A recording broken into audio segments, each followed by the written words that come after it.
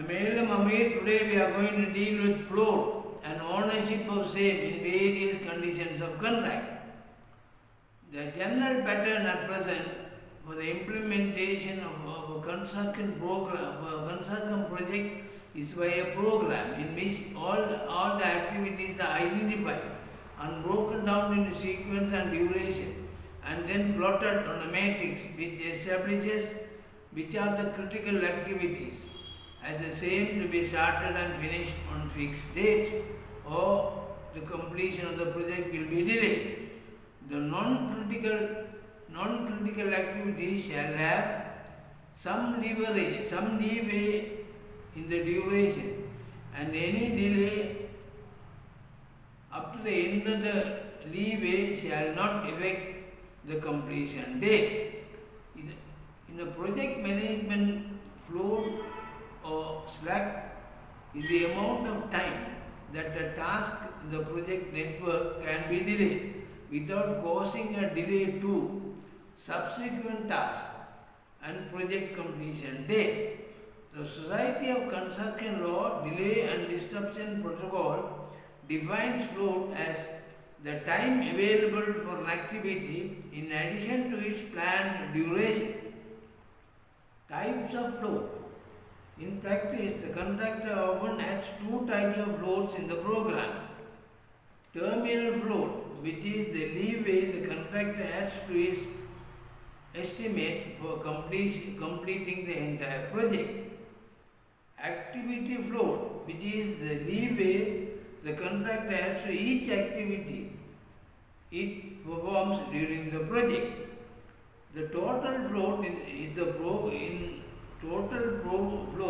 program flexibility, which is calculated by subtracting the early start dates from the late finish dates of the path completion. Float is an important element in the critical path method, which is used practically by all medium and major projects. And project managers insist the limitation of critical activities to be under 50% in order to have a reasonable workable program with sufficient float to act as a cushion for any unforeseen difficulties during the implementation of the project. The completion of an activity is delayed beyond its available float time, then it becomes a critical path item on which further delay shall delay the project completion. Thus, it becomes important as to who has the right to control this float. The benefit of float and the manner in which the float can be applied will depend on the contractual position. Hence, drafting on this issue must be carefully considered by all parties. In the case where the contract provides that an EOT will be granted only if the delay affects the achievement of the completion date, then the effect is that the float has to be used up before the EOT shall become due. Alternatively, if the wording of the clause is that the EOT may arise whenever a qualifying delay causes a delay in the completion of the works, then the float would not be available for the benefit of the employer. The courts are generally reluctant to imply an obligation on either party to do things to preserve the program float and or achieve the target dates. Maybe the program itself is not binding. Contractual documents other than start and completion dates are likely to undergo revisions during the implementation of the project. Since an obligation would only arise when it was expressed as a term of the parties' contractual bargain. Case study 1. Gradient Construction Limited versus the Genius Trust 1987, 39 BLR 89 facts. This is the case regarding a contract for residential development at Bromley, Kent in the United Kingdom. The contractor was delayed in achieving the completion by the target date in the program, which was before the agreed date for practical completion. The contractor argued that where the program showed a completion date before the date for the completion, the contractor was entitled to carry out the works in accordance with the program and complete on the earlier date.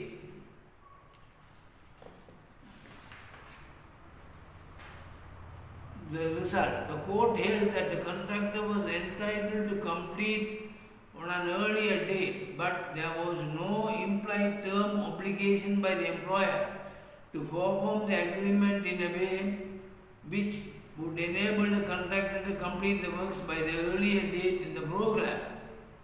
The $1 million or $1 billion question is who owns the float, as it has far-reaching consequences both in terms of money and time. Again, money for the employer and the contractor, as project overruns are a rule rather than an exception in the construction industry. As with many construction issues, the ownership of float is a matter which can be clearly settled by specific contract provision. Naturally, the discretion to use float something a contractor should consider bargaining for a contract, as most conditions of contracts gives an indication that the float belongs to the project and is awarded as a basis of the first come first served basis. Now we'll consider the argument from both sides. From the contractor's point of view, any float has been built into the program by the contractor for his own benefit. This argument allows them to manage and sequence and timing of the activities, allocate resources appropriately as their tender price, and in order to protect them against the application of liquidated damages. Therefore, the contractor will argue that they should be able to dictate how it is used. The employer's point of view is that the contractor has built the total program time on site, including the time of load time, into the given tender price. Therefore, the employer has already paid for it and hence is entitled for the benefit of it. Engineers Construction Contracts, ECC. In these turbulent times of changing market conditions, in the context of efficiency and transparency, the forms of engineering construction contracts are becoming popular. The conditions of contracts known as New Engineering Contract, NEC or NEC Engineering and Construction Contract is formalized system created by the Institution of Civil Engineers, and the same is suggested by them, intend to create a spirit of cooperation and collaboration which they hope will improve the culture of construction. ECC gives much more prominent consideration for the contractor's program and in the same way accept the same as contractual document in full rather than an implied acceptance of the commencement date and the completion date by most of the other conditions of contract. The ownership of float is also explained more rather than the implied understanding as it belongs to the project by most of the other forms of conditions of contract. The Efficiency and Reform Group of the UK Cabinet Office recommends that the use of NEC 3 for public sector construction procurers on their construction projects. Auditor General of National Audit Office for the United Kingdom's report regarding the 2013-2014 savings reported in the construction sector by the Efficiency and Reforms Group in excess of $7.7 billion.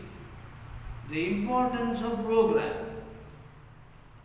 The contractor's program is an important document, perhaps more than other contracts, as evidenced by the provision which allows the employers to retain 25% of the money otherwise due to the contractor if the contractor has not submitted the first program showing the necessary information where the contract requires him to do so until such time as the program is submitted. The contract allows the employer to specify the requirements as part of works formation in addition to the normal provisions. Time frame. The project manager has a relatively short period, 2 weeks, for review, and the contract sets out only 4 reasons for non-acceptance.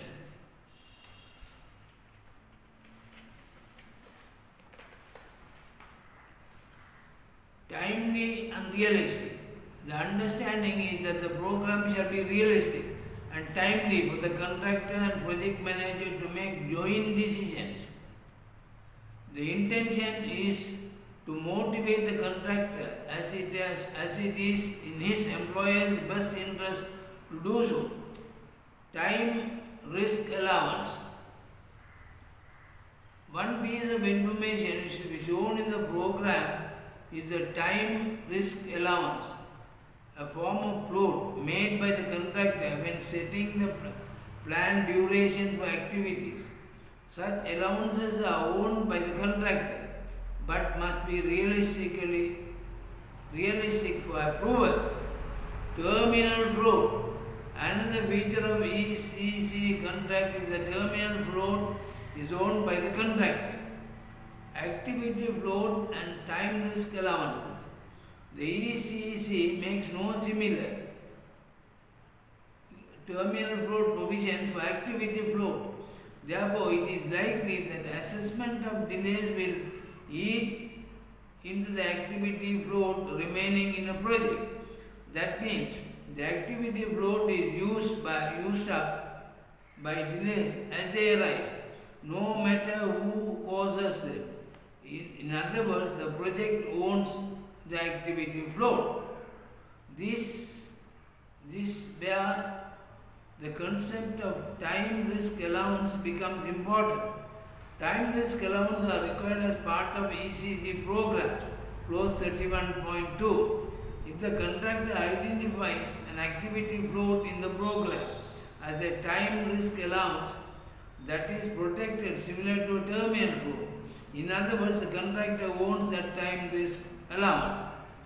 This underlines the importance of the program in ECC project. Producing the same can be time-consuming exercise, particularly on a large project. However, importance of getting cannot be underestimated.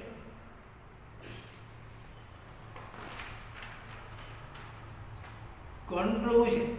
My personal opinion is that the specific agreement in the contract between the parties regarding the ownership of float holds. In some countries, such as the United States, contracts contain such provision and many of the FIDIC-based contracts have yet to follow the suit. In the absence of that agreement, float belongs to the contractor, but not necessarily exclusive ownership. The employer should be allowed to use the same in the event when an item of work which is required for intent and purpose of the project but somehow was missed in the scope. In addition, the employer should also be allowed to use any time gained between the assessed risk and the time allowed in the float at any time during the implementation of the project, but before the contractor's plan's completion. In the event, it is given before the actual completion. My suggestion is based on the fact that the program is usually not a fully contractual document other than the commencement and completion dates. Thus, the arrangement of the program may be considered as a directory rather than mandatory. Further, most standard forms of contract contain two requirements in respect of time and progress of work. Namely, the contractor shall proceed with due expedition and without delay, and shall complete the works within the time for completion. The time for completion gives the period within which the works must be completed, thus define the time that the employer makes available for the contractor to carry out the works.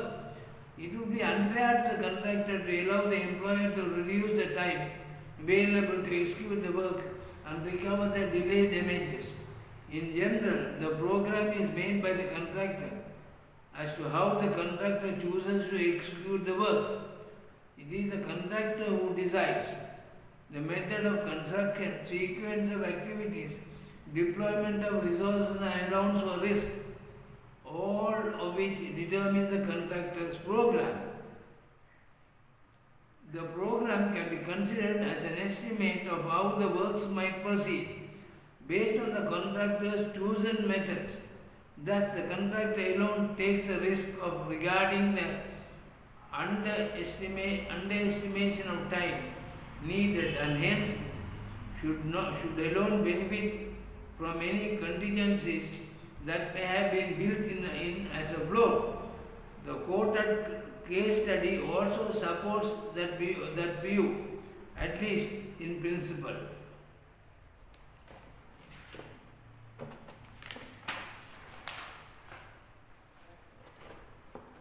Further, when there is an ambiguity regarding the ownership of float, contractors tend to pre-prepare two programs for the same project, one for submission with usually less or no float, making more critical activities, and the other with higher float for their own use at site.